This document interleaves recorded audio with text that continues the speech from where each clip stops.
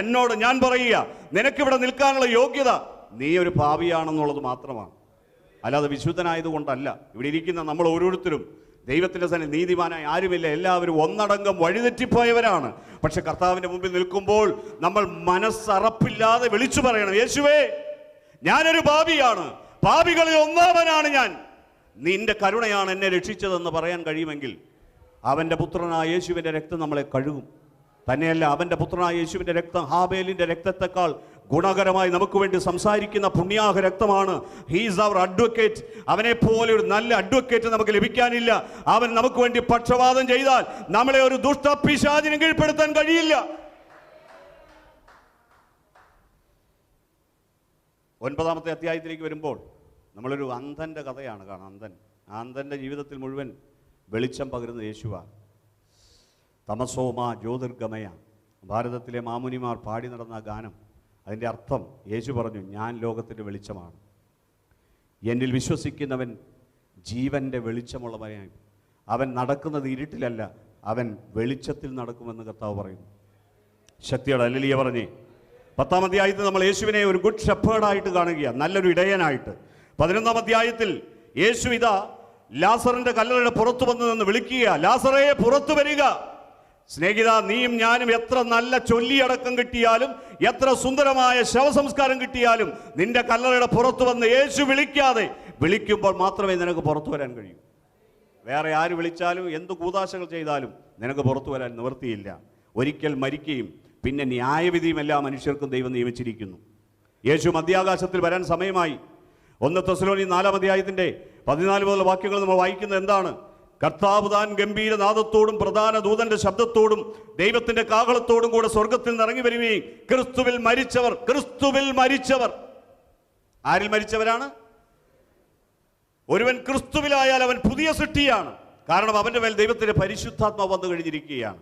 അങ്ങനെയാണെങ്കിൽ അവൻ കല്ലറയിൽ അടക്കപ്പെടുമ്പോൾ റോമാലേഖനം 8:11 പറയുന്ന പോലെ, യേശുവിനെ മരിച്ചവരിൽ നിന്ന് ഉയർപ്പിച്ചവന്റെ ആത്മാവ് നിങ്ങളിൽ വസിക്കുന്നുവെങ്കിൽ നിങ്ങളുടെ മർത്യ ശരീരങ്ങളെയും അവൻ ജീവിപ്പിക്കാൻ പോവുകയാണ്. കുഞ്ഞെ, ഇത് മരണാനന്തരമുള്ള ജീവിതം മാത്രമല്ല. ഇന്ന് നിന്റെ മേൽ ശരീരത്തിൽ ഒരു ക്യാൻസർ വന്നാൽ നിന്നെ മരണത്തിലേക്ക് കൊണ്ടുപോകാതെ നിന്നെ വീണ്ടും ജീവിപ്പിക്കുവാൻ ദൈവത്തിൻ്റെ ആത്മാവിന് കഴിയും. അതുകൊണ്ട് ഈ പരിശുദ്ധാത്മാവിനെ സ്വീകരിക്കണം. അപ്പം പരിശുദ്ധാത്മാവിനെ ദാനം ചെയ്യുന്ന ക്രിസ്തു നല്ല ഇടയനാണ്. 11-ാമത്തെ അധ്യായത്തിൽ ഹി ഓപ്പൺസ് ദ ഗ്രേവ്സ്. അവൻ ഈ ലോകത്തിലെ ശവകുടീരങ്ങളെ തുറക്കുന്നവനാണ്. ശവകുടീരങ്ങളെ തുറക്കുന്നത് മറ്റാരുമാണെന്ന് കരുതരുത്. 3-ന്മേൽ കുർബാനയും 7-ന്മേൽ കുർബാനയൊക്കെ ചെയ്യുന്നത് നിനക്ക് നല്ലതായിരിക്കാം. പക്ഷേ വേദവസവും പ്രകാരം ജീവിച്ചതാണെങ്കിൽ മാത്രമേ ദൈവം വരുമ്പോൾ, യേശു വരുമ്പോൾ നിന്നെ മധ്യാകാശത്തിൽ എടുക്കുകയുള്ളൂ. അങ്ങനെ വരവിന് വേണ്ടി നോക്കി പാർത്തിരിക്കുന്ന എത്ര പേരുണ്ടെന്നറിയത്തില്ല. പിന്നെ ബ്രദറെ നിങ്ങൾ കൈപൊക്കാൻ വരട്ടെ. നിങ്ങൾ ചിന്തിച്ചു നോക്ക്, നിങ്ങൾ ഇന്ന് ക്രിസ്തുവിൻ്റെ വരവിന് വേണ്ടി ഒരുങ്ങിയാണോ നിൽക്കുന്നത്? അതേ മകൻ്റെ പുതിയ വീട് കയറലിന് വേണ്ടി പ്രാർത്ഥിച്ചുകൊണ്ടിരിക്കുകയാണോ? അതോ മകന് ജോലി കിട്ടാൻ വേണ്ടി പ്രാർത്ഥിച്ചുകൊണ്ടിരിക്കുകയാണ്? മകളുടെ കല്യാണം നടക്കാൻ വേണ്ടിയാണോ? ജീവിതത്തിലെ ഏറ്റവും പ്രധാനപ്പെട്ട ഫോക്കസ് എന്താണ്? യേശു മധ്യാകാശത്തിൽ വരുന്നതാണോ നിന്റെ വിഷയം? അതോ മറ്റെന്തെങ്കിലും വിഷയമാണോ? ആണെങ്കിൽ നിങ്ങൾക്ക് തെറ്റിപ്പോയി.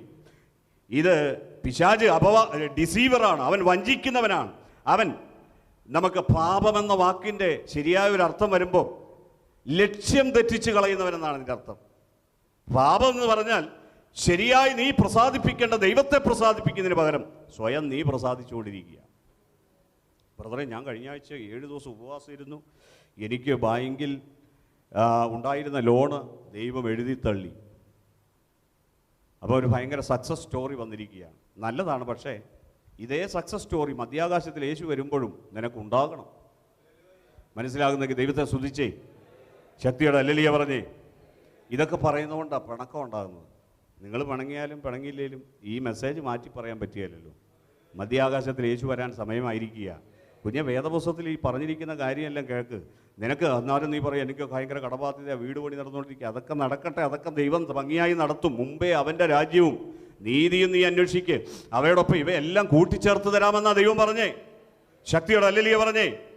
11-ാമത്തെ അധ്യായത്തിൽ ഹി ഓപ്പൺസ് ദ ഗ്രേവ്. അവൻ ശവക്കല്ലറകളെ തുറക്കുന്നവനാണ്, മരിച്ചവനെ ഉയർപ്പിക്കുന്നവനാണ്, ന്യായം വിധിക്കുന്നവനാണ്. 12-ാമത്തെ അധ്യായത്തിലേക്ക് യോഹന്നാന്റെ സുവിശേഷത്തിൽ വരുമ്പോൾ അവൻ ഒരു സമ്പൂർണനായ രക്ഷകനായി മാറുകയാണ്. 13-ാമത്തെ അധ്യായത്തിൽ ഒരു നല്ല ശുശ്രൂഷകനെ പോലെ, മനുഷ്യരെ ശുശ്രൂഷിക്കാൻ വന്ന ഒരു ദാസനെ പോലെ അരയ്ക്ക് തുവർത്തി ചുറ്റി അവൻ ശിഷ്യന്മാരുടെ പാദങ്ങൾ കഴുകുകയാണ്. പ്രിയപ്പെട്ട സ്നേഹിത സഹോദര, നമ്മൾ ഈ തിരുവത്താഴ ശുശ്രൂഷ മാത്രമല്ല ചെയ്യേണ്ടത്. ശരിക്കും പറഞ്ഞാൽ തിരുവത്താഴ ശുശ്രൂഷയുടെ കൂടെ അരയ്ക്ക് തോർത്ത് ചുറ്റിയിട്ട് അടുത്ത ആഴ്ച അങ്ങനെ ഈ ആഴ്ച ഒരു ശുശ്രൂഷ അങ്ങനെ ചെയ്യുകയാണെങ്കിൽ അടുത്ത ആഴ്ച ആരെങ്കിലും കാണുമോ? നിങ്ങളൊന്ന് സങ്കല്പിച്ചു. കാര്യം മനസ്സിലായോ? Price the Lord, hallelujah. എത്ര പേരും മറ്റൊരാളുടെ കാല് കഴുകി ചുംബിക്കാൻ തയ്യാറാകും? പ്രിയപ്പെട്ട സഹോദര സഹോദരി, നിങ്ങളെ എന്നെയും നമ്മുടെ ജീവിതത്തെ കഴുകി നമ്മുടെ പാദങ്ങളെ ചുംബിച്ചവനാണ് യേശു. നിങ്ങൾ മിണ്ടുന്നില്ല. നിങ്ങൾ ചോദിക്കുന്നത് അതെപ്പോഴാണ് ബ്രദറെ? അതാണ് ഇതിനകത്ത് ഏറ്റവും വലിയ പ്രശ്നം. Price the Lord. നിങ്ങളുടെ എൻ്റെയും ജീവിതത്തിലെ കാലുകളെ അവൻ കഴുകിയില്ലായിരുന്നു, നമ്മുടെ നടപ്പ് വിശുദ്ധമാകുകയില്ലായിരുന്നു. അവൻ്റെ തങ്കച്ചോര കൊണ്ട് നമ്മളെ അവൻ വീണ്ടെടുക്കുക മാത്രമല്ല, അവൻ നമ്മളെ കഴുകി. നമ്മുടെ അന്ധക്കരണത്തെ അവൻ കഴുകി, മനസാക്ഷിയെ അവൻ കഴുകി, ഹൃദയത്തെ അവൻ കഴുകി നേർമയുള്ളൊരു ജീവിതം നമുക്ക് തന്നിരിക്കുന്നു. Price the Lord. അതിൽ കൂടുതൽ പറയുന്നില്ല. 14-ാമത്തെ അധ്യായത്തിലേക്ക് വരുമ്പോൾ യേശു തന്നെ വെളിപ്പെടുത്തുകയാണ് കൂടുതലായി. താൻ ക്രൂശിലേക്ക് ആരോഹണം ചെയ്യാൻ പോവുകയാണ്. താൻ ഉയർത്തപ്പെട്ടാൽ സകലരെയും എങ്കലേക്ക് ആകർഷിക്കുമെന്ന് കർത്താവ് അധ്യായത്തിലൂടെ പറയുകയാണ്. എന്നെ കേൾക്കുന്ന പ്രിയപ്പെട്ട സഹോദര, വീണ്ടും യേശുവിൻ്റെ ക്രൂശീകരണത്തിലേക്ക് പോകുന്നതിന് മുമ്പുള്ള ഉപദേശങ്ങളും പ്രാർത്ഥന, മഹാപൗരോഹിത്യ പ്രാർത്ഥനയൊക്കെയാണ് സുവിശേഷത്തിൽ കേൾക്കുന്നത്. ഇവിടെ യോഹന്നാൻ യേശുവിനെ കുറിച്ച് പറയാൻ ആഗ്രഹിക്കുന്നത്, though he's a human, he's at the same time a perfect God. അവൻ ആ സമയത്ത് തന്നെ സമ്പൂർണനായ ഒരു ദൈവമാണ്. അവനൊരു മനുഷ്യനാണ്, തികഞ്ഞ മനുഷ്യത്വമുള്ളവനാണ്. യേശുവിൽ മനുഷ്യത്വമുണ്ട്. മനുഷ്യത്വമുള്ളത് കൊണ്ട് അവന് വിശന്നപ്പോൾ അപ്പം തിന്നു. പക്ഷേ അവൻ മറ്റുള്ളവർക്ക് വിശന്നപ്പോൾ അവൻ 5 അപ്പം കൊണ്ട് 5000 പോഷിപ്പിക്കുകയാണ്. നിങ്ങൾ വേണ്ടുന്നില്ല. 6-ാം അധ്യായത്തിൽ യേശു പറയുന്നുണ്ട്, ഈ അപ്പം വർദ്ധിപ്പിച്ചു കൊടുത്തതിന് ശേഷം യേശു പറയുകയാണ്, സ്വർഗത്തിൽ നിന്നിറങ്ങി വന്ന ജീവനുള്ള അപ്പം ഞാനാകുന്നു, എന്നെ തിന്നുന്നവൻ എൻ മൂലം ജീവിക്കും. പറഞ്ഞ ഹല്ലേലൂയ. യേശുവിന് ദാഹിച്ചപ്പോൾ വെള്ളം കുടിച്ചു, പക്ഷേ അവൻ ജീവജലത്തിൻ്റെ ഉറവയിൽ നിന്ന് അനേകർക്ക് കുടിക്കാൻ കൊടുക്കുന്നവനാണ്. യേശുവിന് ഒരു വാതിലിലൂടെ കടന്നു പോകേണ്ടി വന്നു. ജഡത്തിലായിരുന്നപ്പോൾ, ശരീരത്തിലായിരുന്നപ്പോൾ. ഉയർത്തെഴുന്നേറ്റതിന് ശേഷം യേശുവിന് വാതിലിൻ്റെ ആവശ്യമില്ല. അതുകൊണ്ട് നിന്റെ ജീവിതത്തിൽ എവിടെ നിന്റെ അടുക്കലേക്ക് വരണമെന്ന് ആഗ്രഹിച്ചാലും, അയ്യോ ഞാൻ ഗേറ്റ് പൂട്ടിയിരിക്കുക, ഞാൻ വാതിലടച്ചിരിക്കുകയാണെന്നൊന്നും ഓർക്കണ്ട. യേശു വരും, യേശു സമയത്ത് വരും. യേശുവിനെ വിളിച്ചാൽ തക്ക സമയത്ത് വന്ന് അവനെല്ലാം ഭംഗിയായി ചെയ്തു പോകുന്നവനാണ്.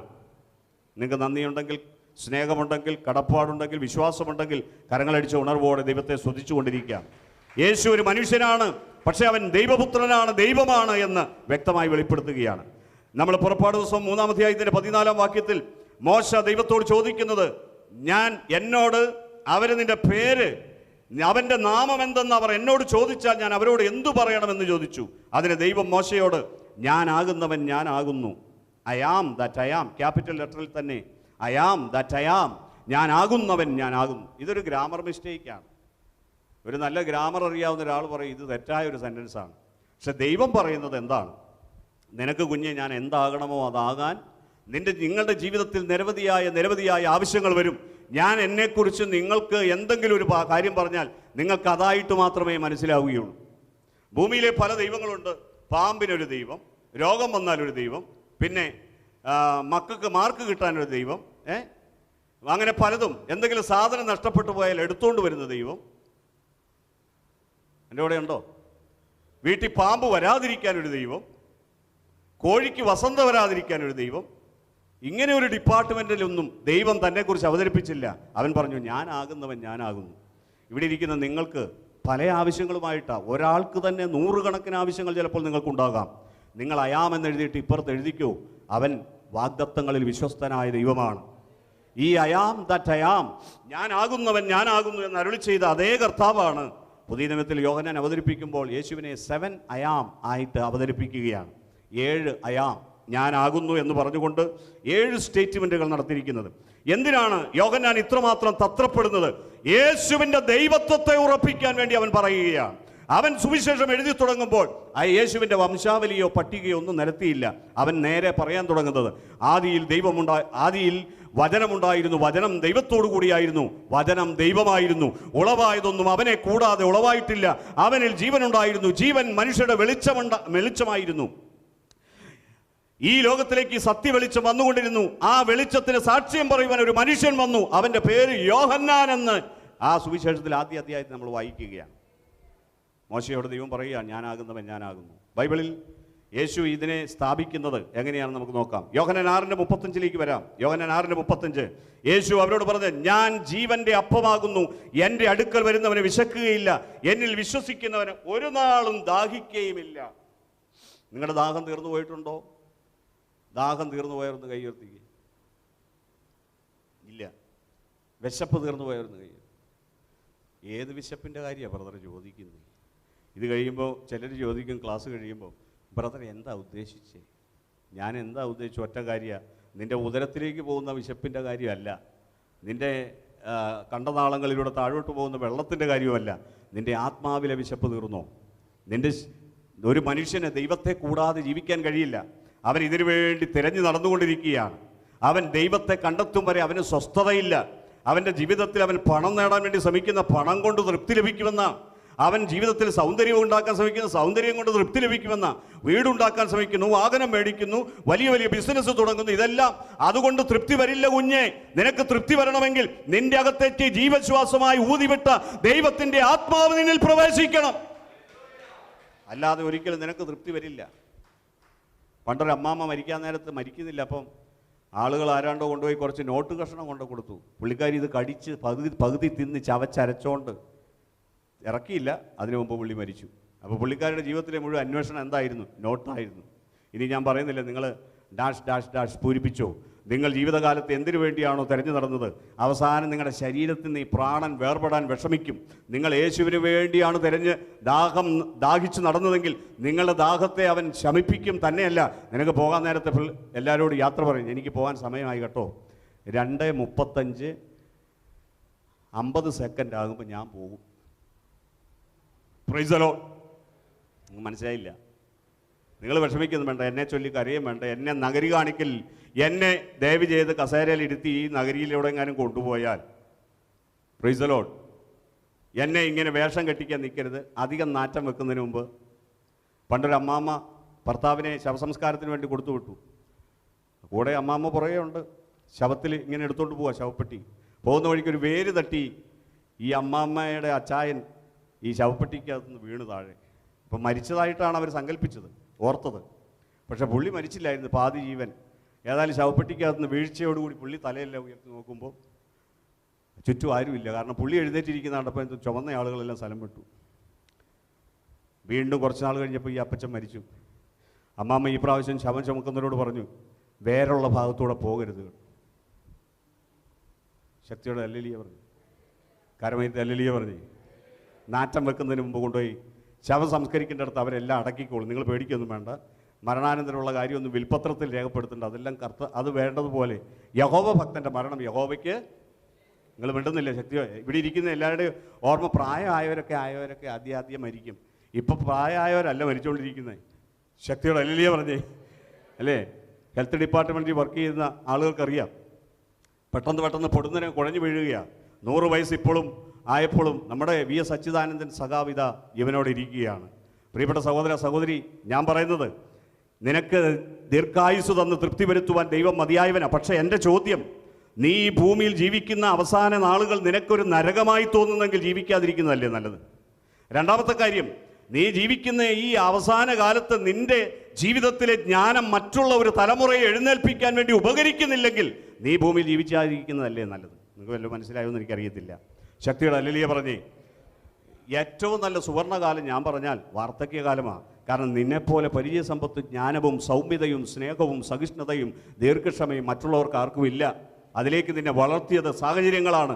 നീ പരുവപ്പെട്ടിരിക്കുക, നിന്നെ ദൈവത്തിന് ആവശ്യമുണ്ട്. മിണ്ടുന്നില്ല? എന്തിനാ ബ്രദറെ? അപ്പോൾ എന്നോട് ചോദിച്ചാൽ ഞാൻ എന്നാ പറയണ്ടേ? ദൈവവചനത്തിലേക്ക് വരാം. യോഹന്നാൻ സുവിശേഷം 8-ാം അധ്യായത്തിൻ്റെ 12-ാം വാക്യം. യേശു പറയുന്നത്, യേശുവിനെ കുറിച്ച് 7 I ams ഞാൻ പറയുകയാണ്, ഞാൻ ലോകത്തിന്റെ വെളിച്ചമാകുന്നു, എന്നെ അനുഗമിക്കുന്നവൻ ഇരുളിൽ നടക്കാതെ ജീവന്റെ വെളിച്ചമുള്ളവനാകും. യേശുവിനെ അനുഗമിച്ചാൽ ജീവന്റെ വെളിച്ചമുള്ളവനാകും, ഇരുളിൽ നടക്കാതെ. ഇരുളെന്ന് പറഞ്ഞാൽ എന്താ? പാപം. യോഹന്നാൻ സുവിശേഷം 10-ാം അധ്യായത്തിൻ്റെ 9-ാം വാക്യം. ഞാൻ വാതിലാകുന്നു, എന്നിലൂടെ കടക്കുന്നവൻ രക്ഷപ്പെടും, അവൻ അകത്തു വരികയും പുറത്തു പോവുകയും മേച്ചൽ കണ്ടെത്തുകയും ചെയ്യും. പറഞ്ഞേ, ഞാൻ വാതിലാകുന്നു. ഉറക്കെ പറ, ഞാൻ വാതിലാകുന്നു. നിങ്ങളുടെ വാതിൽ അടഞ്ഞിടത്ത് യേശു വാതിലാണെങ്കിൽ നിങ്ങൾക്ക് വേണ്ടി അവൻ തുറന്നിരിക്കും ഒരു വാതിൽ. നിങ്ങളുടെ സാമ്പത്തിക മണ്ഡലം അടഞ്ഞു പോയെന്ന് കരുതരുത്, അതിനെ തുറക്കാനൊരു വാതിലായി യേശു വരുന്നുണ്ട്. നിങ്ങളുടെ ആരോഗ്യമണ്ഡലം അടഞ്ഞു പോയെന്ന് നീ കരുതരുത്, യേശു തുറക്കാൻ വരുന്നുണ്ട്. കുഞ്ഞെ, നിന്റെ വീടിന് വേണ്ടിയുള്ളൊരു വാതിലും അന്വേഷണം തീർന്നു പോകണ്ട. അവൻ ഒരു വാതിലാണ് നിനക്ക്, ആടുകളുടെ വാതിലാണവൻ.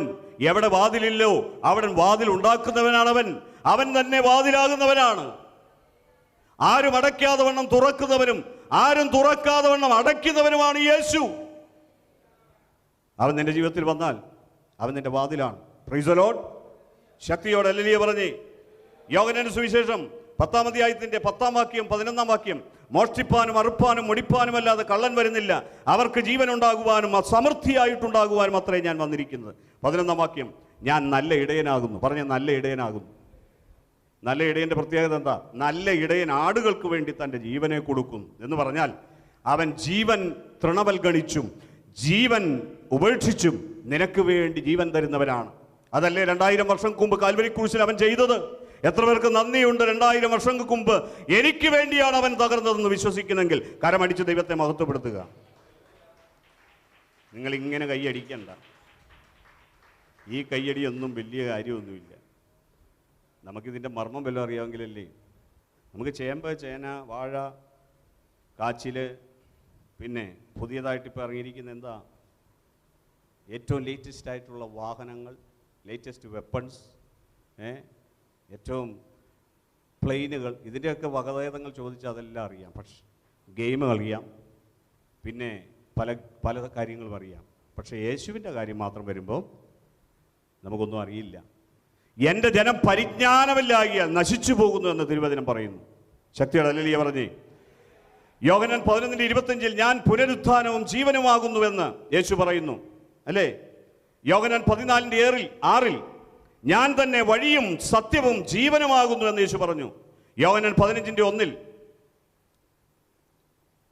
ഞാൻ സാക്ഷാൽ മുന്തിരിവള്ളിയും എൻ്റെ പിതാവ് തോട്ടക്കാരനുമാകുന്നു, എന്നിൽ കായ്ക്കാത്ത കൊമ്പൊക്കെയും അവൻ നീക്കിക്കളയുന്നു. എന്നോട് കർത്താവ് പറഞ്ഞു, എന്തിനാ ഈ പ്രൂണിങ് നടത്തുന്നത്? ചെടിയെ വെട്ടി ഒതുക്കുന്നത് എന്തിനാ? ഒരു ചെടി നേരെ ഇങ്ങനെ വളരണമെങ്കിൽ അതിൻ്റെ ശാഖകൾ എങ്ങോട്ടെങ്കിലും തെറ്റായ രീതി വളർന്നാൽ അതിനൊരു ഇക്വിലിബ്രിയം ഉണ്ടാകണം, അതിനൊരു ബാലൻസിങ് സിസ്റ്റം ഉണ്ട്. ഈ വൃക്ഷം അമിതമായ ഒരു ഭാഗത്തേക്ക് കൂടുതൽ വളർച്ച ഉണ്ടായാൽ അതിനെ വെട്ടിക്കളഞ്ഞില്ലെങ്കിൽ ഈ ചെടി, ഈ വൃക്ഷം മൊത്തം മിണ്ടുന്നില്ല. എന്നോട് കർത്താവ് കഴിഞ്ഞ ദിവസം ഇടപെട്ട സംഭവമാണ്. അതുകൊണ്ടാണ് ഞാൻ നിങ്ങളോട് പറയുന്നത്. നമ്മുടെ ജീവിതത്തെയും ചെത്തി വെടിപ്പാക്കാൻ ദൈവം ആഗ്രഹിക്കുന്നു. വീട് വീട് വീട് എന്നും പറഞ്ഞിങ്ങനെ വളഞ്ഞുകൊണ്ടിരുന്ന ഒടിഞ്ഞു പോകും. ദാമ്പത്യ ജീവിതം എന്നും പറഞ്ഞിങ്ങനെ ഇരുന്നാൽ ഒടിഞ്ഞു പോകും. അതുകൊണ്ട് ദൈവം എന്ത് ചെയ്യും? പ്രൂൺ ചെയ്തുകൊണ്ടിരിക്കുന്നു. നിങ്ങൾ മിണ്ടുന്നില്ല. ശക്തിയുടെ അല്ലെങ്കിൽ ഞാനല്ല തോട്ടക്കാരൻ. വചനം വായിച്ചു നോക്ക്. എന്നിൽ കായ്ക്കാത്ത കൊമ്പൊക്കെയും അവൻ നീക്കിക്കളയുന്നു. ആരാ നീക്കിക്കളയുന്നേ? അപ്പൊ ഈ ബാലൻസ്, ഈ ഈക്വിലിബ്രിയം, ഈ സ്പിരിച്വാലിറ്റിയിലുള്ള ഈ സന്തുലിതാവസ്ഥ വരുത്താൻ ദൈവം കാലാകാലങ്ങളിൽ പലതും ചെയ്തുകൊണ്ടേയിരിക്കുക. മനസ്സിലാകുന്നെങ്കിൽ ദൈവത്തെ സ്തുതിക്കുക. എന്നിൽ കായ്ക്കാത്ത കൊമ്പൊക്കെ അവൻ നീക്കിക്കളയുന്നു, കായ്ക്കുന്നതൊക്കെയും അധികം ഫലം കായ്ക്കേണ്ടതിന് ചെത്തി വെടിപ്പാക്കുന്നു. അടുത്ത വചനം, ഞാൻ നിങ്ങളോട് സംസാരിച്ച വചനം നിമിത്തം നിങ്ങൾ ഇപ്പോൾ ശുദ്ധിയുള്ളവരാകുന്നു. എന്നിൽ വസിപ്പിൻ, ഞാൻ നിങ്ങളിലും വസിക്കും. കൊമ്പിന് മുന്തിരിവള്ളിയിൽ വസിച്ചിട്ടല്ലാതെ സ്വയമായി കായ്പാൻ കഴിയാത്തതുപോലെ എന്നിൽ വസിച്ചിട്ടല്ലാതെ നിങ്ങൾക്ക് കഴിയുകയില്ല. അപ്പോൾ യേശുവിനെക്കുറിച്ച് ഈ യോഹന്നാൻ എന്ന് പറയുന്ന അപ്പോസ്തലൻ നിരത്തുന്ന തെളിവുകൾ, അനേക വിറ്റ്നസ്സുകളെ, അനേക സാക്ഷികളെ അവൻ നിരത്തുകയാണ്. എന്തിനാണ്? യേശു സത്യദൈവമാണെന്ന് വെളിപ്പെടുത്താൻ വേണ്ടിയാണ്. യേശു സത്യദൈവമാണെന്ന് അറിഞ്ഞിട്ട് അവനിൽ വിശ്വസിക്കേണ്ടതിനും വിശ്വസിച്ചിട്ട് നിത്യജീവൻ ഉണ്ടാകേണ്ടതിനും. നിത്യജീവൻ എന്ന് പറയുന്നത് ഗോഡ്സ് കൈൻഡ് ഓഫ് ലൈഫ്, ഒരു വേറൊരു ജീവിതമാണ്. ആ ജീവിതം ആസ്വദിക്കുന്നവർ ഭൂമിയിൽ വളരെ ചുരുക്കമാണ്. ശക്തിയുടെ ഹല്ലേലൂയ പറഞ്ഞേ. പല ക്രിസ്ത്യാനികളുടെയും ജീവിതം കാണുമ്പോൾ പരമദയനീയമാണ്. ഇങ്ങനെ ദയനീയമായ ജീവിതം നയിക്കാൻ വേണ്ടിയല്ല കുഞ്ഞെ ദൈവം വിളിച്ചിറക്കിയത്. ഉറക്കെ പറഞ്ഞ ഹല്ലേലൂയ. ഒരധ്യാപകൻ പഠിപ്പിക്കുന്ന ഒരു ക്ലാസ്സിലെ കുട്ടികൾ മോശക്കാരാണെന്ന് കണ്ടാൽ, അവർക്ക് മാർക്ക് കിട്ടുന്നില്ലെന്ന് കണ്ടാൽ അതിൻ്റെ കുഴപ്പം ആർക്കാണ്? ചോദിക്കുന്ന ചെവിക്ക് പിടിക്കുന്നത് ആരാ? ഇയോ എന്നാ ഡിഇഒ? ഡിസ്ട്രിക്ട് DO വരികയല്ലേ, വന്ന് അധ്യാപകനെ ചെവിക്ക് പിടിക്കുക. അതിന് ഇങ്ങനെ DO എങ്ങാനും വല്ല വിസിറ്റിന് വരുന്നുണ്ടെന്ന് കണ്ടു കഴിഞ്ഞാൽ ഭയങ്കര സെറ്റപ്പാണ്. പിള്ളേർ അന്ന് അറ്റൻഡൻസ് ഫുള്ളായിരിക്കണം, പിള്ളേരെല്ലാം നല്ലപോലെ ഡ്രസ്സ് അല്ലേ, നമ്മളൊക്കെ ഓർക്കുന്നില്ലേ? DO വരുന്നുണ്ട്. DO വരുമ്പോൾ പേടിയുണ്ട്, പക്ഷേ യേശു വരുമ്പോൾ പേടിയില്ലല്ലേ? പക്ഷെ വരുമ്പോൾ പേടി ഉണ്ടാകും. ശക്തിയുടെ ഹല്ലേലൂയ പറഞ്ഞേ. അപ്പോൾ ഇവിടെ ഞാൻ പറഞ്ഞു വരുന്നത്, നമ്മുടെ ക്വാളിറ്റി ഉള്ളൊരു ലൈഫ് നമുക്ക് ലഭിക്കാൻ വേണ്ടിയാണ് കർത്താവ് നമ്മളെ വിളിച്ചിറക്കിയിരിക്കുന്നത്. യേശുവിൻ്റെ സാക്ഷികൾ എന്ന് പറഞ്ഞാൽ യേശുവിൻ്റെ അപ്രൂവൽ ലഭിച്ചവരാണ്. യേശുവിൻ്റെ സാക്ഷികൾ പരാജയപ്പെട്ടവരല്ല, അവർ പാപത്തിൽ പിടിക്കപ്പെടുന്നവരല്ല, അവർ പൈശാചികനാൽ ഉപദ്രവിക്കപ്പെടുന്നവരല്ല, അവർ ജീവിതത്തിൽ ശാപത്തിന്റെ കീഴിലല്ല, അവർ അനുഗ്രഹത്തിന്റെ കീഴിലുള്ളവരാണ്. അല്ലയോ എന്നെ കേൾക്കുന്ന പ്രിയ സഹോദര സഹോദരി, നീ ഒരു യഥാർത്ഥ ക്രിസ്ത്യാനിയാണോ? യഥാർത്ഥ യേശുവിന്റെ സാക്ഷിയാണോ? നിന്നെ തകർക്കാൻ ഈ ലോകത്തിൽ ഒരു ശക്തിക്കും കഴിയുകയില്ല. അങ്ങനെയുള്ളവനെ മാത്രമേ യേശു പഠിപ്പിച്ചെന്ന് യേശു പറയുള്ളൂ. നിങ്ങളെ മനസ്സിലായെന്ന് എനിക്കറിയത്തില്ല. ചില അധ്യാപകരുണ്ട്, എനിക്കറിയാം, ഞാൻ കേട്ടിട്ടുണ്ട്, കണ്ടിട്ടുണ്ട്. അധ്യാപകർ പിള്ളേർ ജയിക്കാൻ വേണ്ടി അവസാനം പരീക്ഷയുടെ സമയമാകുമ്പം ടെക്സ്റ്റ് ബുക്ക് കൊണ്ടുപോയി മടിയിൽ കൊണ്ടുവെക്കും. എന്നോട് ചോദിക്കരുത്, കേസുണ്ടാക്കരുത്. ഇതൊക്കെ വർഷങ്ങൾക്ക് മുമ്പിലത്തെ സംഭവം. ഞാനിപ്പോൾ ഒരിടത്തും പോയിട്ടില്ലല്ലോ. വേറൊരു കാര്യം, ഇവർ തന്നെ ചെന്ന് കുഞ്ഞുങ്ങൾക്ക് പറഞ്ഞു കൊടുക്കും. എന്ന് പറഞ്ഞാൽ അവരുടെ ഡിമാൻഡ് കുറയരുത്. അവരുടെ തല ഉയർത്തി നിർത്താൻ വേണ്ടി ആഗ്രഹിക്കുന്നു. പിള്ളേരെല്ലാം ജയിച്ചാൽ അതിൻ്റെ ജയം ആർക്കാണ്? എന്നെ കേൾക്കുന്ന പ്രിയപ്പെട്ട സഹോദര, അങ്ങനെ എങ്ങനെയെങ്കിലും ഒരു പാസ് മാർക്ക് തന്ന് ജയിപ്പിക്കുന്നവനല്ല ദൈവം. 2 പത്രോസ് 1:10 മുതലുള്ള വാക്യങ്ങളിൽ നിന്ന് വായിച്ചേ. നിങ്ങളുടെ വിളിയും തെരഞ്ഞെടുപ്പും ഉറപ്പാക്കുന്നതിൽ അധികം ശ്രമിപ്പിൻ. എന്നാൽ നിങ്ങൾ കർത്താവായ യേശുക്രിസ്തുവിൻ്റെ നാളിൽ നിങ്ങൾക്ക് ഒരു അബൻഡന്റ് എൻട്രൻസ് സ്വർഗത്തിലേക്ക് ദൈവം തരുമെന്നാണ് ദൈവം പറഞ്ഞത്.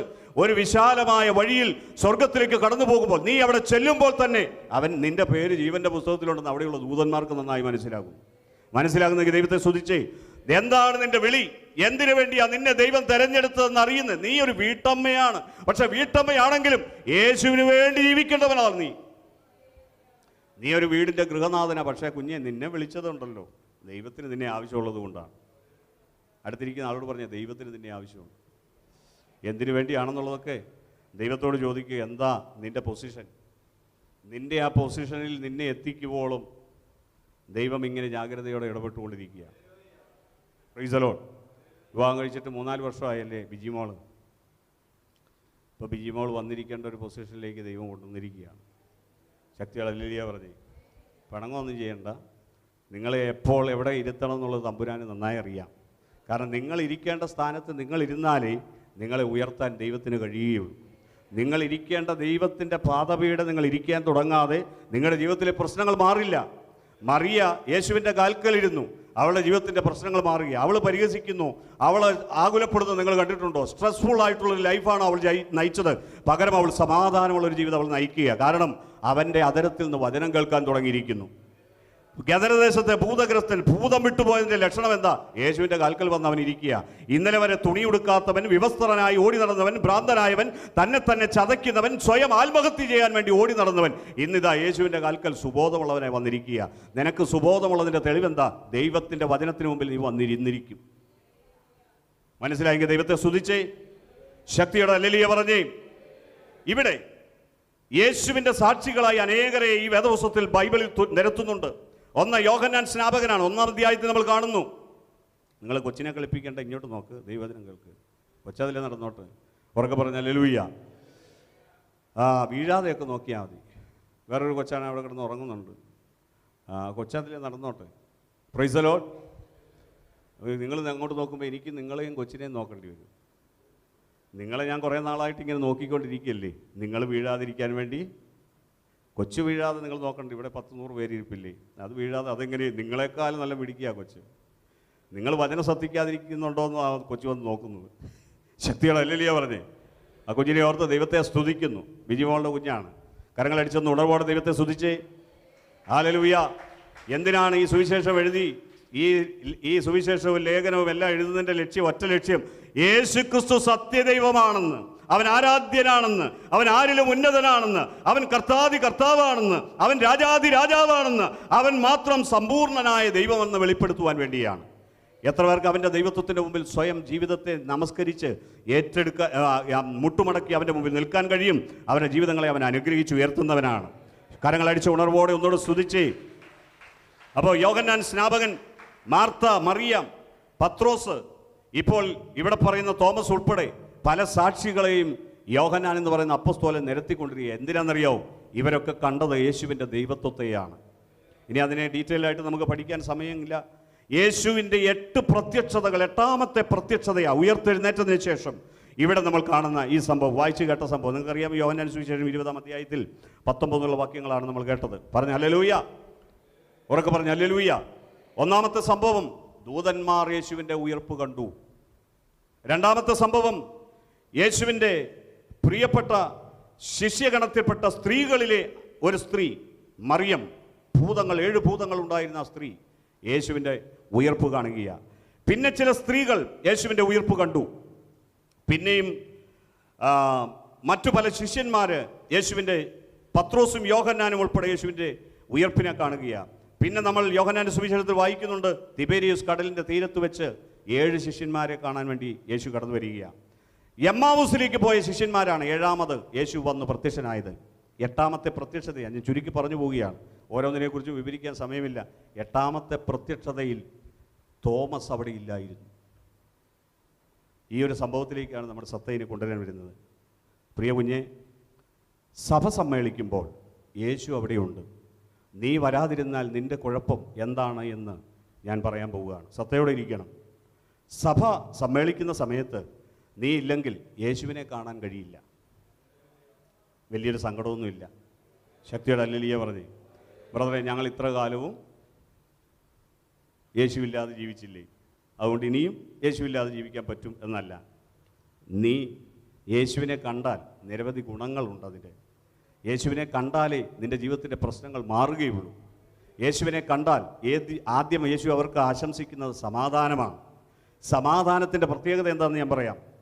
ഫിലിപ്പിയ ലേഖനം 4:6 പറയുന്നത് സമാധാനം, അല്ലേ, നിങ്ങൾ ഒന്നിനെക്കുറിച്ചും വിചാരപ്പെടരുത്, എല്ലാറ്റിലും പ്രാർത്ഥനയാലും അപേക്ഷയാലും നിങ്ങളുടെ ആവശ്യങ്ങളെ സ്തോത്രത്തോടുകൂടെ ദൈവത്തോട് അറിയിക്കുക അത്ര ചെയ്യേണ്ടത്, എന്നാൽ സകല ബുദ്ധിയെയും കവിയുന്ന ദൈവസമാധാനം. ലിസിയാൻറ്റി ശബ്ദം കൂടുതലുണ്ടോ? കുഴപ്പമൊന്നുമില്ല, ഞാൻ ലിസിയാൻറ്റിയാണ് നോക്കുന്നത്. കുഴപ്പമില്ലെന്ന് പറഞ്ഞു, കൂട്ടാതിരുന്നാണ്. ശക്തിയുടെ ഹല്ലേലൂയ പറഞ്ഞേ. താങ്ക് യു, ദൈവം അനുഗ്രഹിക്കട്ടെ. അപ്പം സകല ബുദ്ധിയെയും കവിയുന്ന പറഞ്ഞ സമാധാനം. ഉറക്കെ പറ സമാധാനം, ഉറക്കെ പറ സമാധാനം.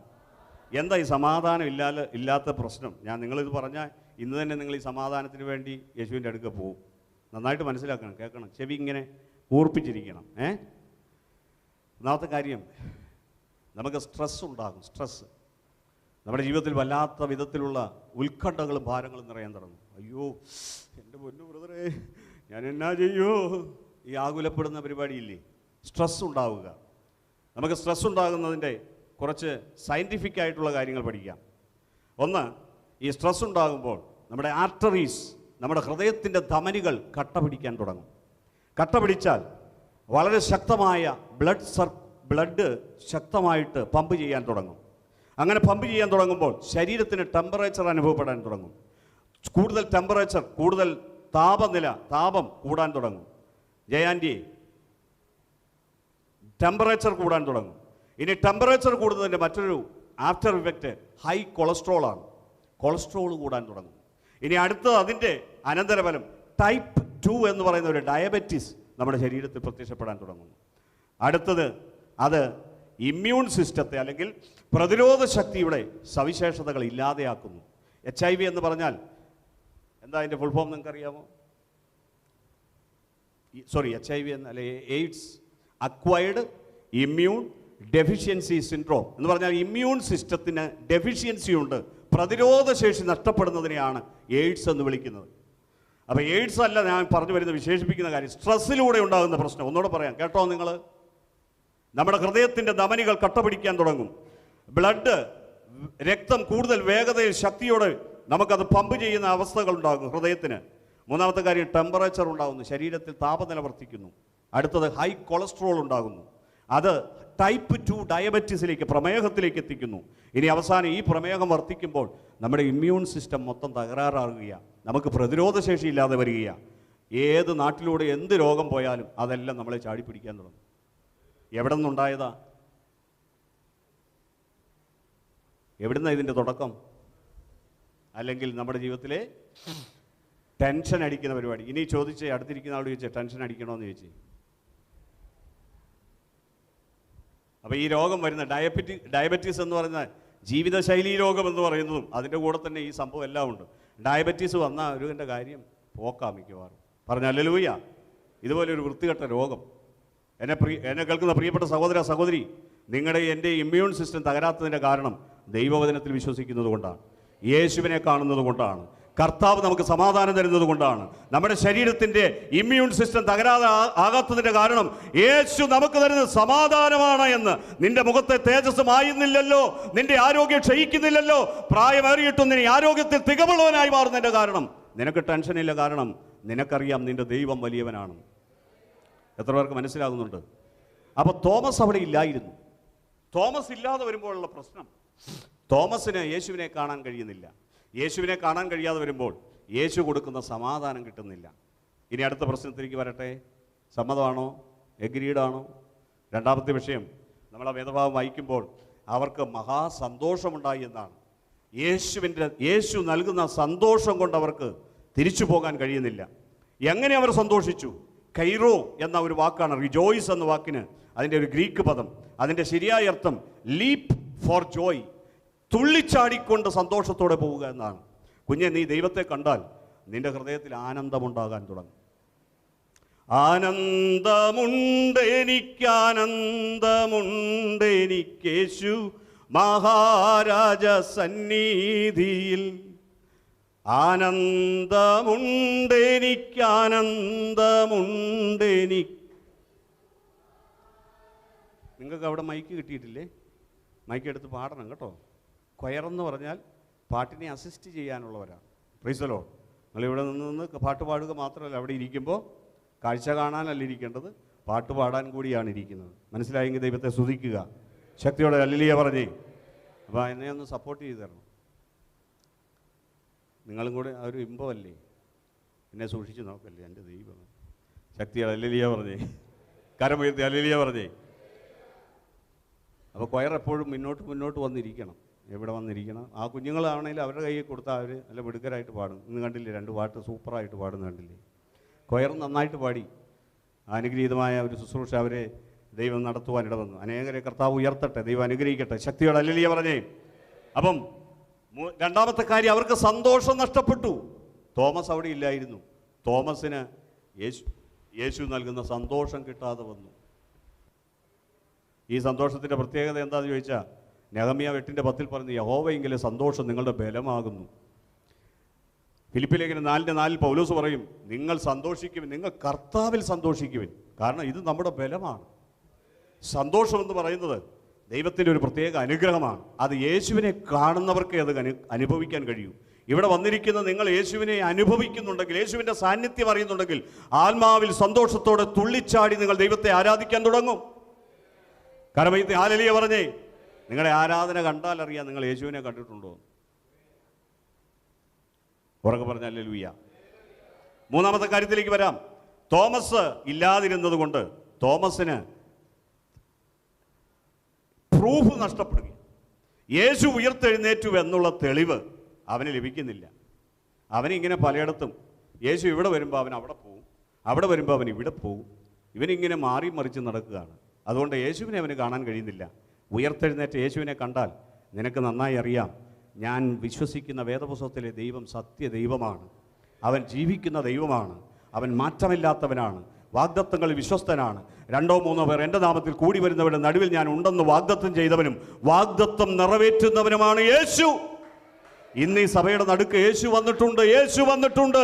യേശു വന്നിട്ടുണ്ട്. എത്ര പേർ ആത്മാവിൽ തിരിച്ചറിയാൻ കഴിയുന്നുണ്ട്? അവർ കരങ്ങളടിച്ച് കർത്താവിനെ ആരാധിക്കട്ടെ. ഹല്ലേലൂയ.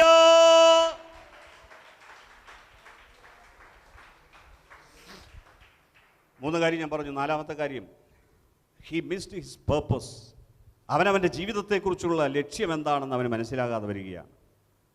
കാരണം യേശു വെളിപ്പെട്ടപ്പോൾ യേശു ശിഷ്യന്മാരോട് ചില ഗൈഡൻസ് കൊടുത്തു. നിങ്ങൾ ഇന്നതുപോലെ ചെയ്യണമെന്ന് അവരോട് പറയുകയാണ്. യേശു വെളിപ്പെട്ടാൽ ചുമ്മാ മിണ്ടാതിരിക്കുന്ന ദൈവമല്ല നമ്മുടെ ദൈവം. അവൻ സംസാരിക്കുന്ന ദൈവമാണ്. അവൻ നിനക്ക് ഗൈഡൻസ് തരികയാണ്. നാളുകളിൽ നിനക്ക് വരാനിരിക്കുന്ന ഭീഷണികളെക്കുറിച്ച്, പ്രശ്നങ്ങളെക്കുറിച്ച്, പ്രതികൂലങ്ങളെക്കുറിച്ച് മുൻകൂട്ടി അവൻ വിഷനിലൂടെ, അവൻ ചെവിയിലൂടെ നിന്നോട് സംസാരിച്ചു കൊണ്ടിരിക്കുക. നീ നാളുകളിൽ നീ എവിടെ പോകണം, എന്ത് ചെയ്യണമെന്ന് ദൈവം ഒരു ഗൈഡൻസ് തന്നുകൊണ്ടിരിക്കുക.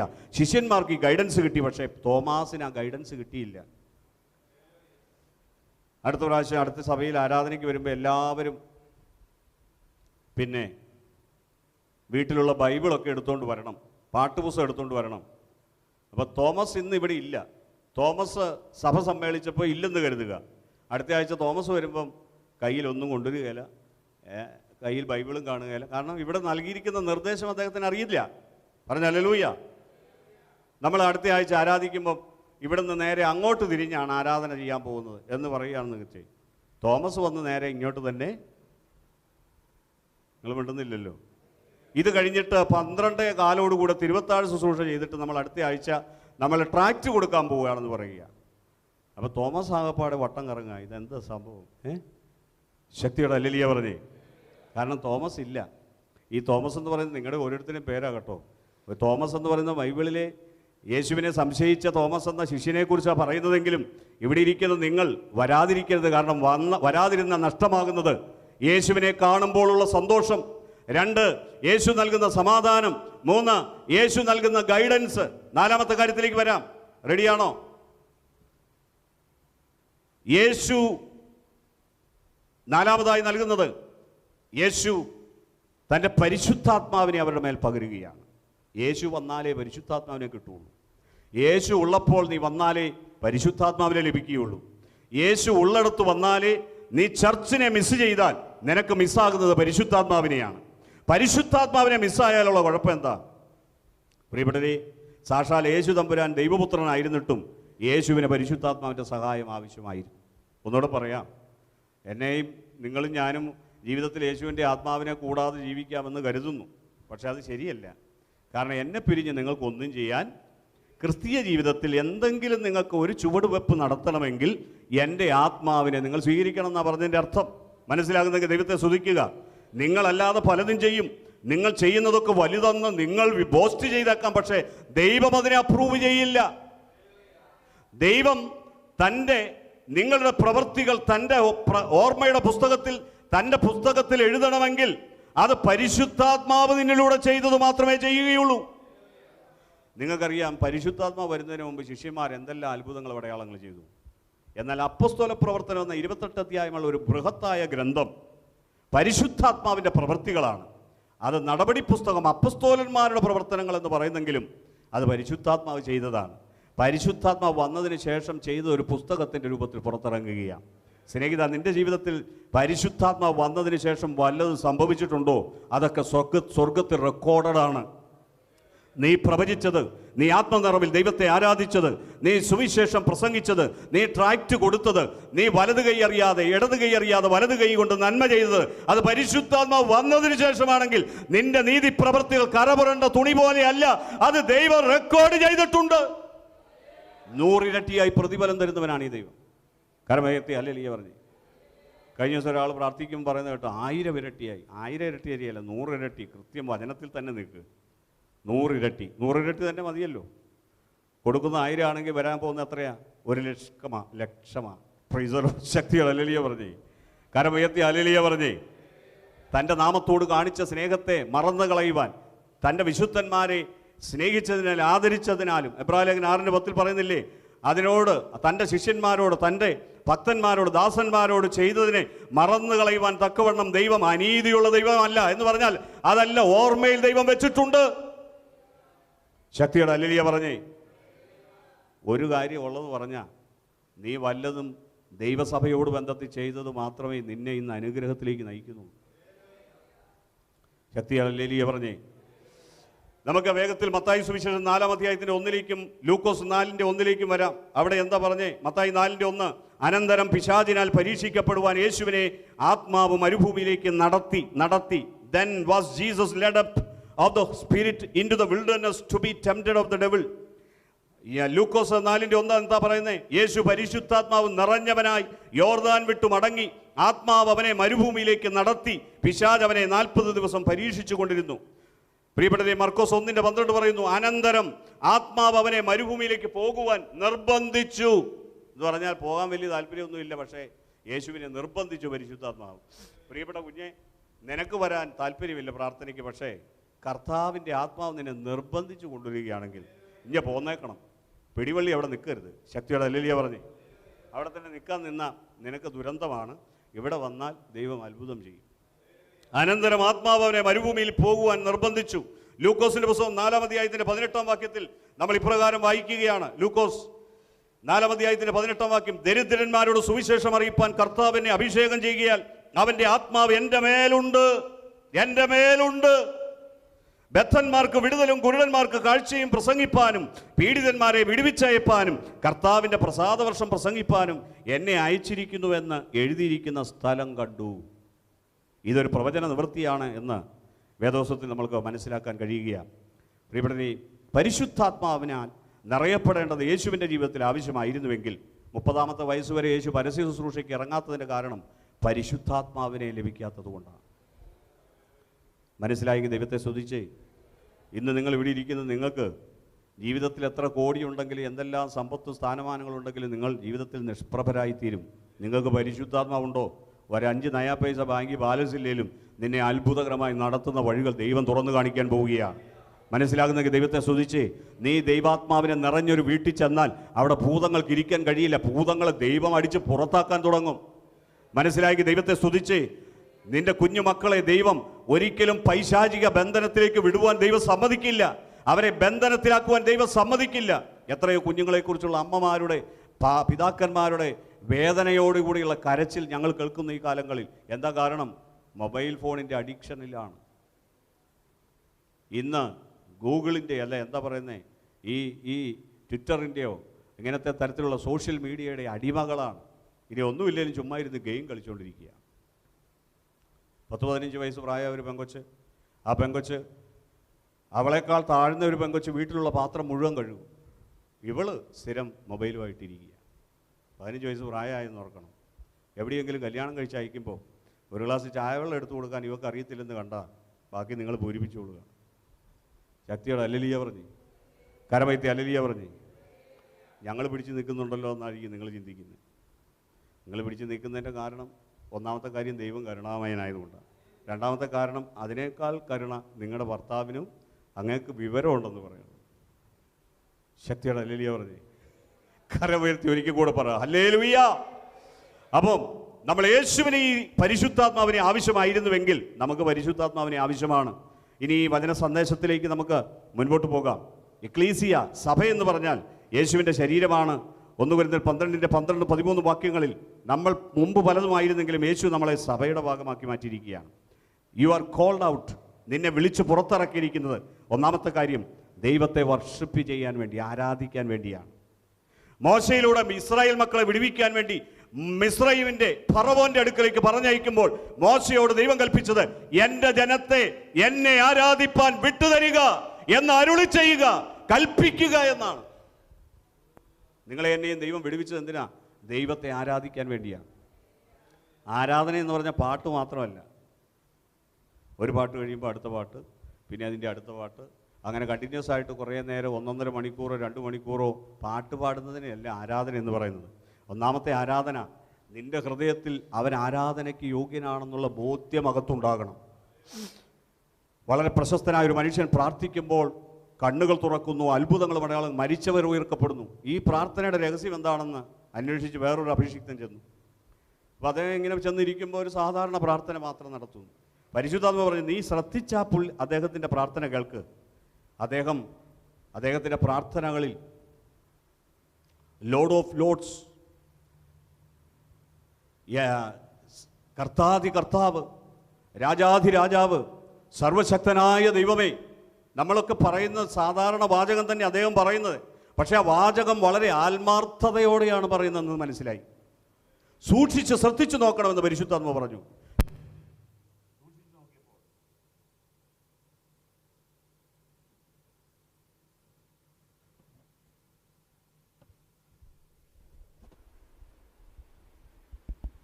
Price the Lord.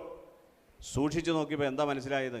ഒരു സാധാരണ പ്രാർത്ഥനയാണ്, നമ്മളൊക്കെ പ്രാർത്ഥിച്ച് കടന്നു കളയുന്നതാണ്. പക്ഷേ അദ്ദേഹത്തിൻ്റെ അകത്ത് ദൈവത്തോടുള്ള റെവറൻസ് ഭയങ്കര ഉന്നതമാണ്. നിങ്ങൾക്ക് മനസ്സിലായോ എന്ന് എനിക്കറിയത്തില്ല. നമ്മൾ ദൈവത്തെ നമ്മളെപ്പോലെ തന്നെ തുല്യരായി കാണുമ്പോൾ ദൈവത്തെ ആരാധിക്കാനുള്ള ആരാധനയൊന്നും ഇല്ല നമുക്ക്. നമ്മൾ പാട്ട് പാടുന്നുണ്ടെന്നുള്ളൂ. പാട്ടിൻ്റെ താളങ്ങൾ ഈണങ്ങളൊക്കെ നന്നാക്കാൻ ശ്രമിക്കുമ്പോൾ നമ്മളൊരു ദൈവമായി മാറുകയാണ്. നമ്മളൊരു സൂപ്പർ സ്റ്റാർ ആകണ്ട, ദൈവത്തെയാണ് സൂപ്പർ സ്റ്റാർ ആക്കേണ്ടത്. മനസ്സിലാക്കി ദൈവത്തെ സ്തുതിക്കുക. അവൻ ആരാധനയ്ക്ക് യോഗ്യനായ ദൈവമാണ്. അവൻ സർവ പ്രപഞ്ചത്തിന്റെ സൃഷ്ടാവായ ദൈവമാണ്. അവൻ സകലത്തിലും ഉന്നതനായവനാണ്. അവന്റെ മുമ്പിൽ സകല മുഴങ്കാലും മടങ്ങണം.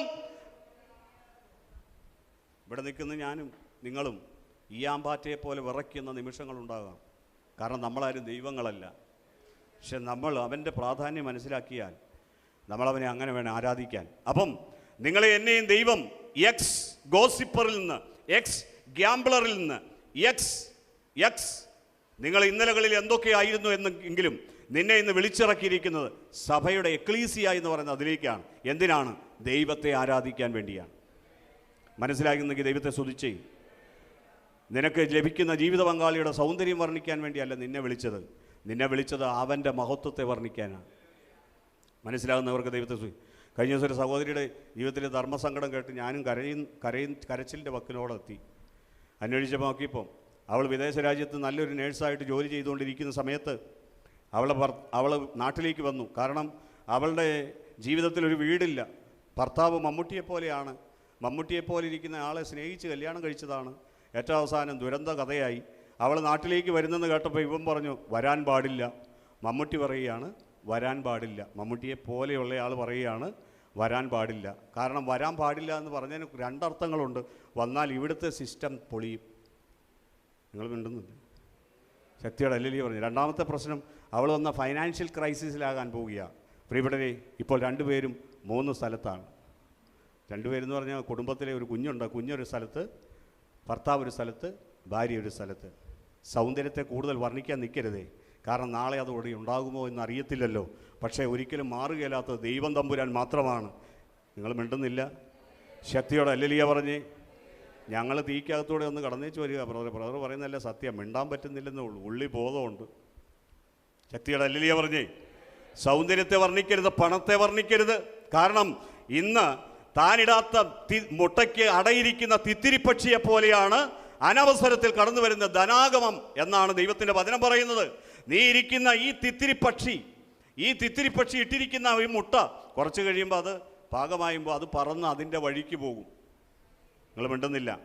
പണ്ട് കേരളത്തിൽ ഉപയോഗിച്ചുകൊണ്ടിരുന്ന പണത്തിന് വിളിക്കുന്ന പേര് ചക്രം എന്നാ. ചക്രം ഉരുളും. ഇന്ന് നിൻ്റെ പണപ്പെട്ടിയിൽ വന്നു വീണാൽ ഈ ചക്രം ഉരുണ്ട് മറ്റൊരുവൻ്റെ വീട്ടിൽ ചെല്ലും. മനസ്സിലാകുന്നെങ്കിൽ ദൈവത്തെ സ്തുതിക്കുക. ധനവും ജ്ഞാനവും എല്ലാം ദൈവത്തിൻ്റെ പക്കലുണ്ട്.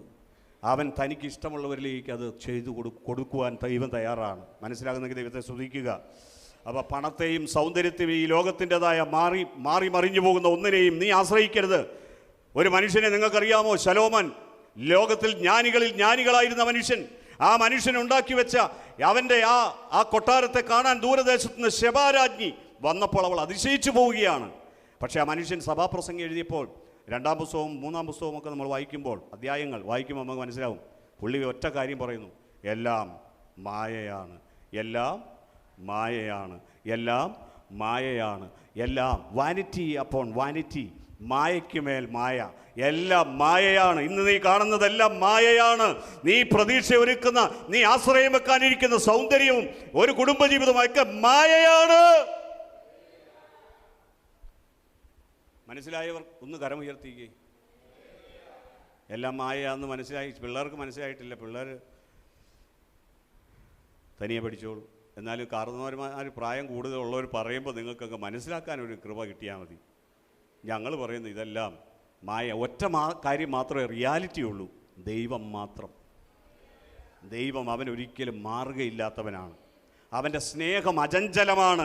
അവൻ്റെ സ്നേഹം മാറാത്തതാണ്. അത് നിത്യസ്നേഹമാണ്. അവൻ്റെ കരുണ തീർന്നു പോയിട്ടില്ല. അവൻ മനസ്സലിവുള്ള ദൈവമാണ്. അവൻ സർവശക്തനാണ്. നിനക്ക് സകലതും തരുവാൻ അവൻ മതിയായവനും ഔദാര്യമുള്ളവനുമാണ് അവൻ. കരങ്ങളടിച്ച് കർത്താവിനെ ഒന്ന് മഹത്വപ്പെടുത്താം. ഹല്ലേലൂയ, ഹല്ലേലൂയ, ഹല്ലേലൂയ, ഹല്ലേലൂയ. അപ്പോൾ യേശു നമ്മളോട് ഇന്ന് ഈ വചനത്തിലൂടെ സംസാരിക്കുന്നത് ദൈവം നമ്മുടെ ആരാധന ആഗ്രഹിക്കുന്നു. He desires our worship. നമ്മുടെ ജീവിതത്തിൽ യോഹന്നാൻ സുവിശേഷം 4:23-24 വാക്യങ്ങൾ പറയുക, സത്യ നമസ്കാരികൾ പിതാവിനെ ആത്മാവിലും സത്യത്തിലും നമസ്കരിക്കുന്ന നാഴിക വരുന്നു, ഇപ്പോൾ വന്നുമിരിക്കുന്നു. തന്നെ നമസ്കരിക്കുന്നവർ ഇങ്ങനെയുള്ളവരായിരിക്കണമെന്ന് പിതാവ് ഇച്ഛിക്കുന്നു. ദൈവം ആത്മാവാകുന്നു, അവനെ നമസ്കരിക്കുന്നവർ ആത്മാവിലും സത്യത്തിലും നമസ്കരിക്കണം. ശക്തിയുടെ ഹല്ലേലൂയ പറഞ്ഞേ. അപ്പോൾ ഹി ഡിസയേഴ്സ് അവർ വേർഷിപ്പ്. നമ്മുടെ ആരാധനകൾ അവൻ ആഗ്രഹിക്കുന്നു. 2, ഹി ഡിസേർവ്സ്. അവൻ നമ്മുടെ ആരാധനകൾ അർഹിക്കുന്നവനാണ്. 3, ഹി ഡിമാൻഡഡ് അവർ വേർഷിപ്പ്. നമ്മുടെ ആരാധനകൾ അവൻ ആവശ്യപ്പെടുകയാണ്. കാരണം ആരാധന അവന് മാത്രം കൊടുക്കുവാനാണ് അവൻ ആഗ്രഹിക്കുന്നത്. ആരാധനയ്ക്ക് വേറെ ആരും യോഗ്യതയില്ല എന്ന് അവനറിയാം. ആരാധനയ്ക്കു യോഗ്യനേ നിന്നെ ഞങ്ങൾ ആരാധിച്ചിടും നീതാ. ആരാധനയ്ക്കു യോഗ്യനേ നിന്നെ ഞങ്ങൾ ആരാധിച്ചിടും നീതാ. ആഴിയുമൂഴിയും നിർമ്മിച്ച നാഥനെ, ആഴിയുമൂഴിയും നിർമ്മിച്ച നാഥനെ, ആത്മാവിൽ ആരാധിക്കാം കർത്താവിനെ, നിത്യം സ്തുതിച്ചിടും ഞാൻ. ആത്മാവിൽ ആരാധിക്കാം കർത്താവിനെ, നിത്യം സ്തുതിച്ചിടും ഞാൻ. നട്ടെല്ലിൽ ഈ കഴുത്തു മുതൽ താഴോട്ടുള്ള ത്രോംബോസിസ് എന്ന് പറഞ്ഞാൽ എന്താ? ത്രോംബോസിസ്, രക്തം കട്ട പിടിക്കുക. ഈ കഴുത്തിൽ നിന്നൊരു സ്പർശനം താഴേക്ക് പോകുന്നത് ഞാൻ കാണുന്നുണ്ട്. നോർമൽ അല്ലാത്ത ഒരു പൊസിഷൻ ഈ നട്ടെല്ലിലുണ്ട്, വളഞ്ഞിരിക്കുന്നത് കൊണ്ടോ. അതുകൊണ്ട് രക്തം ശരിയായ സർക്കുലേഷൻ ഇല്ലാതെ വരുമ്പോൾ എന്തോ ഒരു പ്രശ്നം അവിടെ നടക്കുന്നുണ്ട്. ഇപ്പോൾ അതിനെ കർത്താവ് ഹീൽ ചെയ്യുകയാണ്. നിങ്ങളുടെ ഈ വിഷയം നിങ്ങൾ സ്കാൻ ചെയ്യേണ്ടതില്ല, പരിശുദ്ധാത്മാവ് സ്കാൻ ചെയ്ത് പറയുകയാണ്. എനിക്ക് പദം പരിചയമില്ലാതെ പരിശുദ്ധാത്മാവ് തന്നുകൊണ്ട് ഞാൻ പറയുകയാണ്. അതാ മെഡിക്കൽ സയൻസ് അവഗാഹമുള്ള കുഞ്ഞുങ്ങൾ അത് പറയുന്നതിൻ്റെ അർത്ഥം മനസ്സിലാക്കുക. ഇപ്പോൾ ഈ കഴുത്തിൽ നിന്ന് താഴോട്ട് നിങ്ങൾക്ക് ശരീരത്തിൽ വേദനയുള്ളവർ ഒന്ന് കൈ ഉയർത്തിക്ക്. ഈ കഴുത്തിൻ്റെ ഈ പുറത്ത് ഈ കശേരുക്കളെല്ലാം കൂടെ വന്നു കൂടുന്ന ഒരു ഭാഗമുണ്ടല്ലോ, ഈ നടുഭാഗം, അവിടെ വേദനയുള്ളവർ, നിങ്ങളുടെ വിഷയം ഇതാണ്. പക്ഷേ യേശു നിങ്ങളെ സുഖപ്പെടുത്തിയിരിക്കുക. കരങ്ങളടിച്ച് ഉണർവോടെ ദൈവത്തെ സ്തുതിക്കുക. ഈ വചനം മനുഷ്യൻ്റെതല്ല, ഇത് ദൈവത്തിൻ്റെ വചനമാണ്. ദൈവത്തിൻ്റെ വചനമാണ്. ദൈവത്തിൻ്റെ വചനമാണ്. ദൈവത്തിൻ്റെ വചനമാണ്. ദൈവത്തിൻ്റെ വചനമാണ്. ദൈവത്തിൻ്റെ സാന്നിധ്യം നമ്മുടെ നടുവിലുണ്ട്.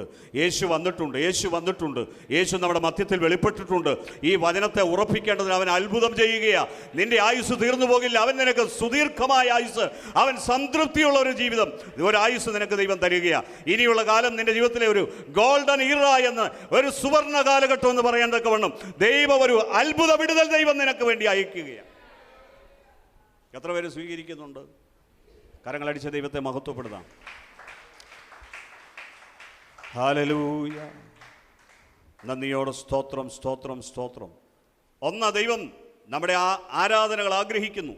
2 ശമൂവേൽ 23:23 വരാം. വേഗം ഞാൻ ചില വചനങ്ങൾ പറഞ്ഞു നിർത്താം. സമയം കുറഞ്ഞു പോകല്ലോ എന്ന് ഓർത്ത് ആരാധനയ്ക്ക് വേണ്ടി സമയം നീട്ടിത്തരാം. തീർച്ചയായിട്ടും ഞാൻ എടുക്കുന്നിടത്തോളം സമയം എക്സ്റ്റെൻഡ് ചെയ്തെടുത്തോണം. Praise the Lord. 2 ശമൂവേൽ 23:3 ഇസ്രായേലിന്റെ ദൈവം കൽപ്പിച്ചു, ഇസ്രായേലിൻ പാറ എന്നോട് അരുളി ചെയ്തു, മനുഷ്യനെ നീതിമാനായി ഭരിക്കുന്നവൻ, ദൈവഭയത്തോടെ വാഴുന്നവൻ, മേഘമില്ലാത്ത പ്രഭാതകാലത്ത് സൂര്യോദയത്തിങ്കലെ പ്രകാശത്തിന് തുല്യൻ, മഴയ്ക്ക് പിമ്പ് സൂര്യകാന്തിയാൽ ഭൂമിയിൽ മുളയ്ക്കുന്ന ഇളം പുല്ലിന് തുല്യൻ, ദൈവസന്നിധിയിൽ എൻ്റെ ഗൃഹം അതുപോലെയല്ലയോ?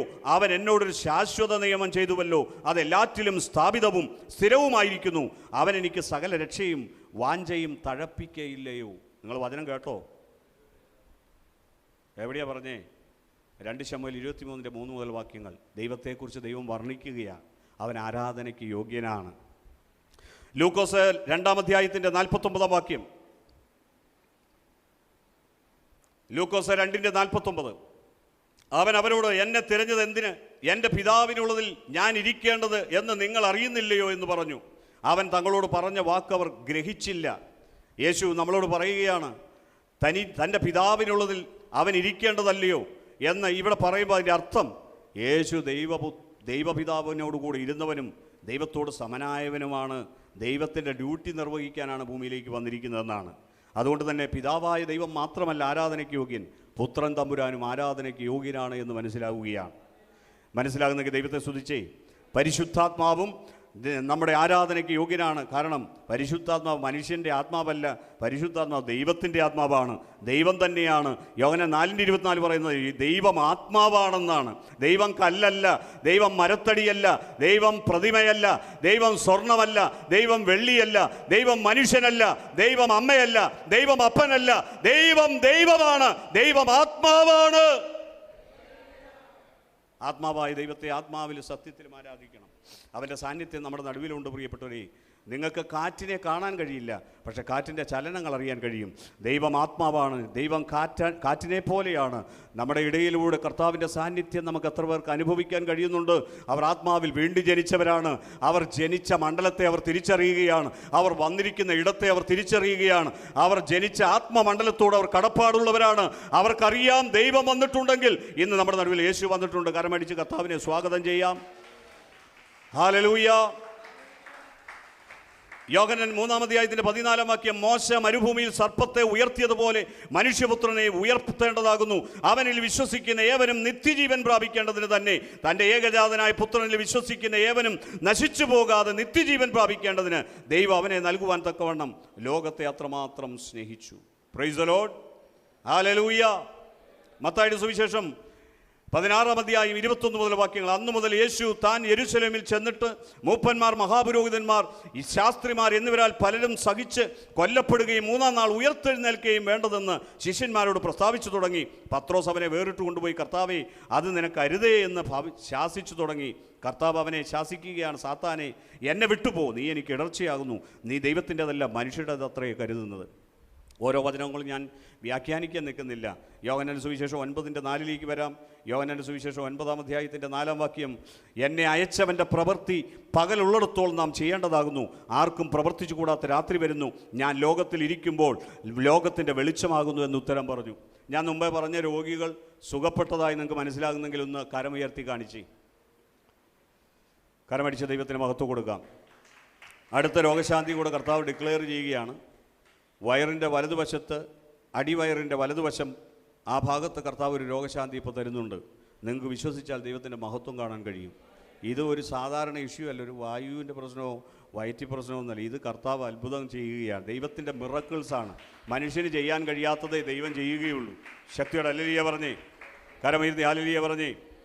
ദൈവം പ്രകൃതിയിൽ നിന്ന് ചിലപ്പോൾ കഴിക്കുന്ന ഭക്ഷണത്തിനകത്ത് തന്നെ നമ്മുടെ മരുന്നും ദൈവം തരുന്നുണ്ടാകാം. പ്രകൃതിയിൽ നിന്ന് നമ്മൾ ഈ കെമിക്കൽ കഴിക്കുമ്പോഴാണ് അതിൽ പ്രശ്നമാകുന്നത്. അത് ദൈവത്തിൻ്റെതല്ല, അത് ദൈവത്തിൻ്റെതല്ല, ഒരിക്കലും ആകാൻ പോകുന്നില്ല.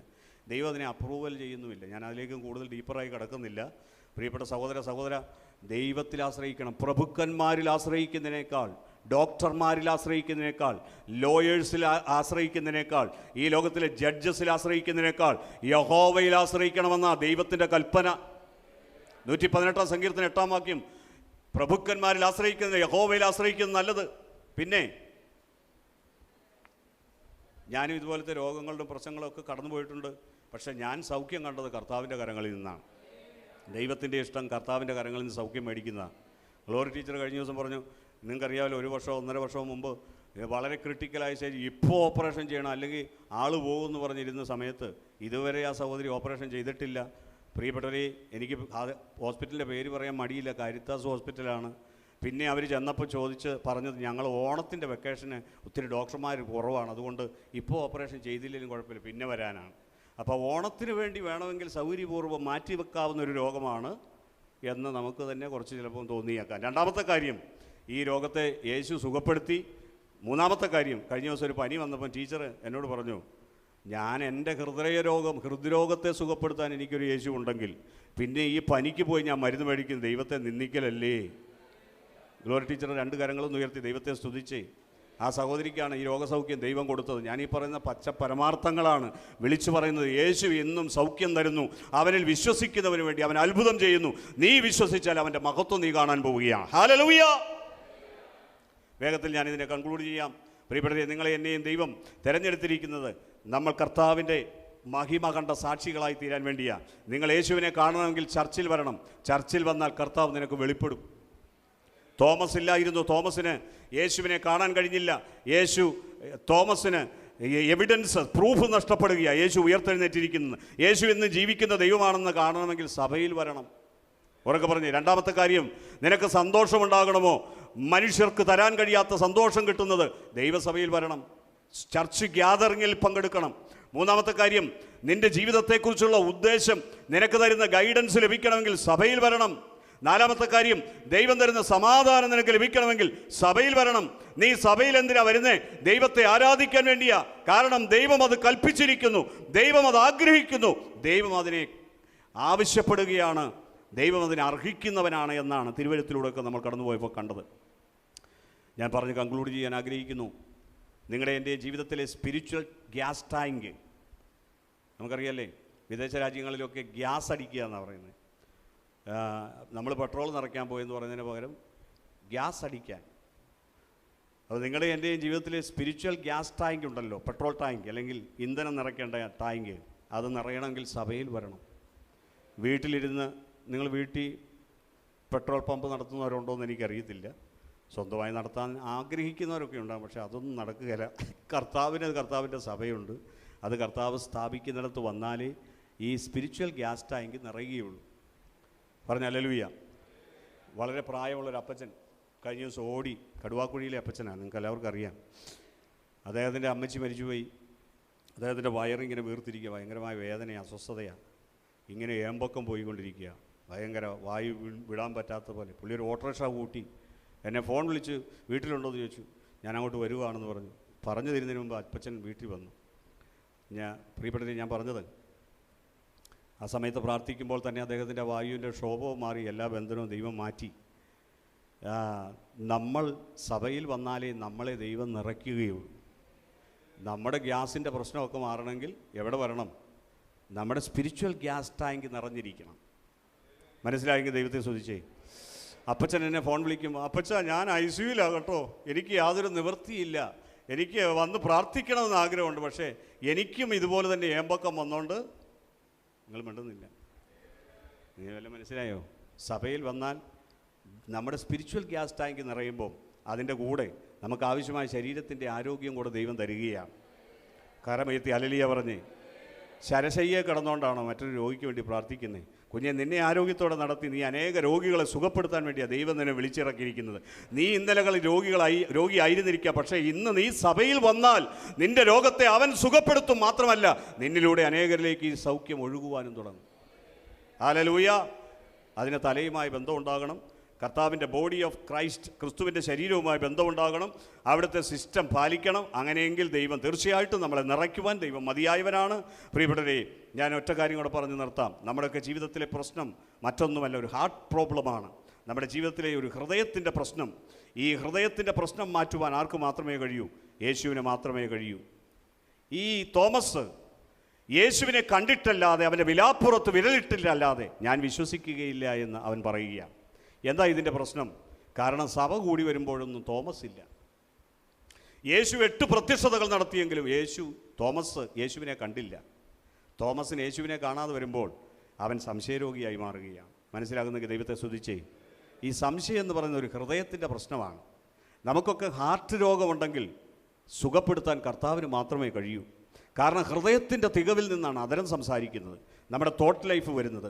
As a man തിങ്കത്ത് in his heart, so is he. ഒരു മനുഷ്യൻ തൻ്റെ മനസ്സിൽ എന്താണോ ചിന്തിക്കുന്നത് അതാണ് അവൻ. ഇവിടെ ഇരിക്കുന്ന നിങ്ങളുടെ മനസ്സിലൂടെ കടന്നു പോകുന്ന ചിന്ത, എന്നെ കേൾക്കുന്ന സ്നേഹിത, നിൻ്റെ മനസ്സിലൂടെ കടന്നു പോകുന്ന ചിന്ത എന്താണോ അത് നീയാണ്, നിന്നെ പ്രതിഫലിപ്പിക്കുന്ന അതാണ്. ഈ മനുഷ്യൻ പ്രസംഗിക്കുന്ന സുവിശേഷത്തിനെതിരെ നെഗറ്റീവായിട്ടാണ് നിങ്ങൾ ചിന്തിക്കുന്നതെങ്കിൽ നിങ്ങൾ ദൈവവചന വിരുദ്ധമായി ചിന്തിക്കുന്നയാളാണ്. മറിച്ച് നിങ്ങൾ ഈ ദൈവവചനത്തോട് ചേർന്ന് ചിന്തിക്കുന്നയാളാണെങ്കിൽ നിങ്ങൾ അനുഗ്രഹീതയാണ്. കാരണം നിങ്ങളുടെ തോട്ട് ലൈഫിനെ യേശുക്രിസ്തു പൊളിച്ചു പണിതിരിക്കുകയാണ്.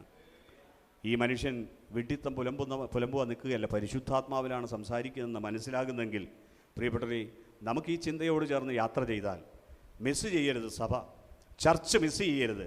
ഒരു ഞായറാഴ്ച കൂട്ടം പോലും നിനക്ക് മിസ്സാകാതിരിക്കാൻ ശ്രദ്ധിക്കണം. കാരണം ഞായറാഴ്ചയാണ്, കർത്തൃ ദിവസത്തിലാണ് യേശു പലപ്പോഴും വെളിപ്പെടുന്നത്. നീ വീട്ടിൽ വെച്ച് അനുഭവിക്കുന്ന ദൈവസാന്നിധ്യത്തെക്കാൾ 100 പേർ ഇവിടെ വന്നിട്ടുണ്ടെങ്കിൽ അതിൻ്റെ ഇൻറ്റു 100 കൊണ്ട് ഗുണിച്ചോ, അത്രയും പവർഫുള്ളായ വെളിപ്പാട് ഇവിടെ ദൈവം തരാൻ പോവുകയാണ്. ദൈവസാന്നിധ്യം അനുഭവിക്കാൻ പോവുകയാണ്. മിസ് ചെയ്താൽ സന്തോഷം പോകും. മിസ് ചെയ്താൽ നിനക്കെന്ത് പറ്റും? സമാധാനം പോകും. മിസ് ചെയ്താൽ നിനക്ക് ജീവിതത്തിൽ വെളിപ്പാടില്ല. നാളുകളിൽ എങ്ങനെ ജീവിക്കണം, എന്തിന് ജീവിക്കണം, ആർക്കു വേണ്ടി ജീവിക്കണം എന്നറിയില്ല. എന്നെ കേൾക്കുന്ന സ്നേഹിത സഹോദര, നീ വന്നത് ജീവിതത്തിൽ ഒരു ലക്ഷ്യബോധമില്ലെങ്കിലും യേശുവിന് നിന്നെ ആവശ്യമുണ്ട്. യേശു നിന്നെ കറിവേപ്പില പോലെ വലിച്ചെറിയുകയില്ല. യേശുവിന് നിന്നെ ആവശ്യമുണ്ട്. യേശുവിന് നിന്നെ വേണം. നീ വരുന്ന നാളുകളിൽ ഞാൻ പ്രവചനം പറയാം, നിന്നെ പലരും തഴഞ്ഞു കളയും. പക്ഷേ യേശുവിന് നിന്നെ വേണം.